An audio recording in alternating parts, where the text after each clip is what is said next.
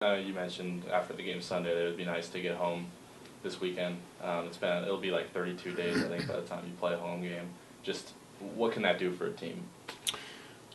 Well, it can really boost our guys' confidence playing on our home court where we practice.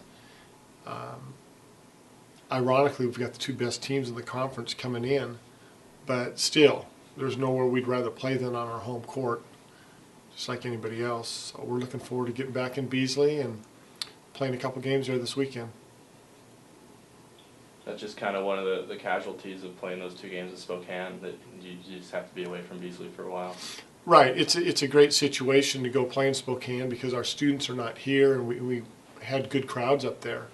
So, that's just the way it's set up, and that's a good situation. On the flip side, anybody would rather play their games on their home court every night if we could.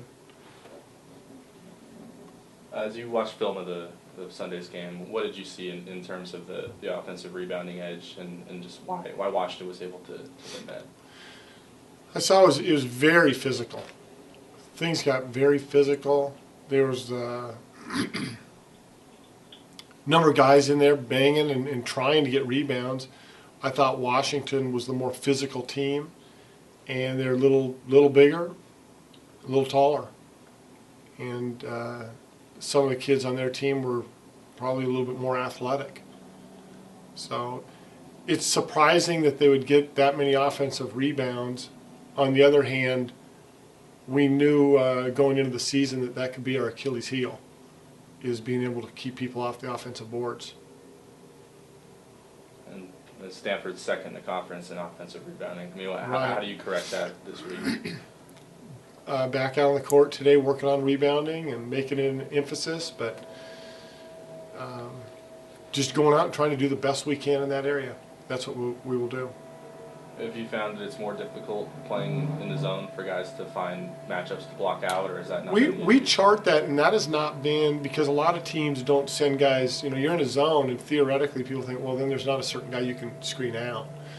But what also happens is more guys play on the perimeter offensively. So they're not right by the hoop like they are in man-to-man quite often.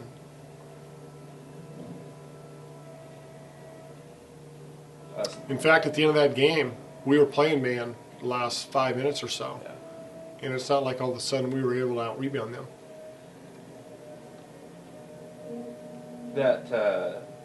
You talk about being physical and then being aggressive.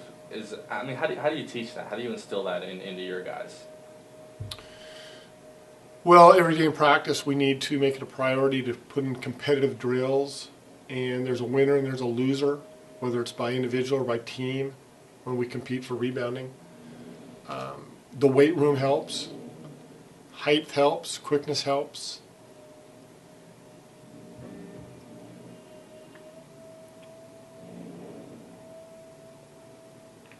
Stanford's got a couple of guys from the Seattle area, Bright and Gage. Did you recruit them at all, or did you have any familiarity with them? Yeah, we had Aaron Bright here for team camp, individual camp, and he was considering us as one of his schools, but when he received the offer from Stanford, he took it.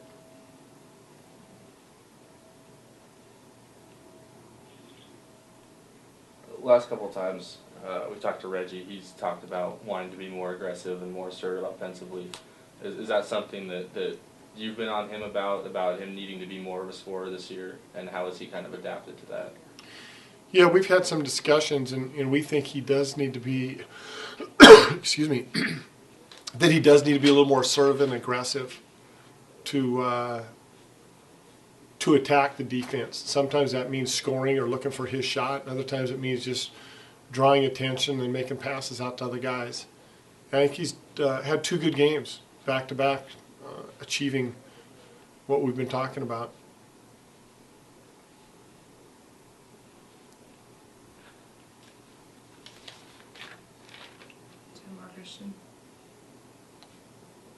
I'm good. Any questions from the phone? Hey, Ken, Chris from Cougs. As far as the rebounding, height, athleticism, all those points you talked about, is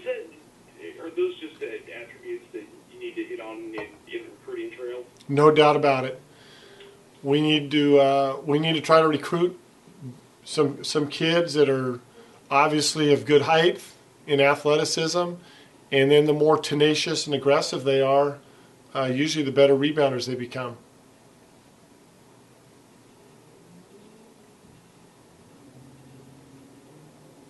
That's not to fault the guys in our program. Our guys work hard at it. I mean, almost every single day we do rebounding, and our kids work really hard at rebounding.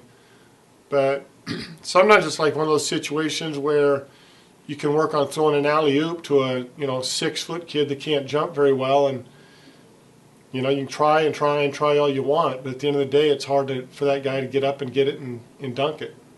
So I think our kids are working really hard in the rebounding area, but at times we are outmanned by other teams. So we need to do a good job of recruiting some rebounders.